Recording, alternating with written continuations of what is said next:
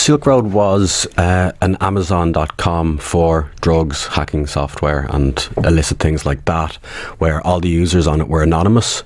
It was located on the dark web, which means that no one knew who or where you were. So people could trade anonymously, and as we know, when people can trade anonymously, that usually leads to drugs. People, though, connected with Silk Road have been arrested, have been found guilty. Well, Ross Ulbricht, who founded it and ran it, he's serving life without parole because the FBI hacked into it by pretending to be a user on it, and then eventually found breaches in it, and then eventually got all the information from it by getting Ross Ulbricht's computer. There was an administrator on the site called Libertas. This is who they allege Gary Davis is. He says he doesn't know how his passport was found on Ulbricht's computer. There was a raid in Australia, Virginia and Greystones in 2013 at the exact same time to try and catch these guys online. And Libertas, whether that be Gary Davis or not, seemed very upset when Ulbricht was arrested. Yeah, Libertas more so than the other two people, the other two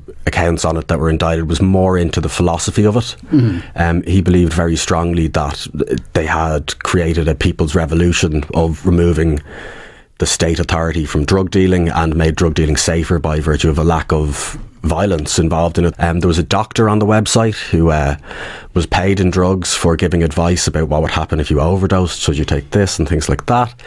So they felt they had created some sort of utopia. The chap who's now going to be extradited to the US, his defence up until this Supreme Court was that he has Asperger's, and therefore it'd be too alarming for him to. He's been given 48 hours to launch an appeal at the European Court of Human Rights. If that's not successful, or if that's not agreed to, he'll be sent to the Metropolitan Correctional Centre in New York, which is a notorious prison. It's where they've held Al-Qaeda guys. It's known as the Guantanamo Bay of America.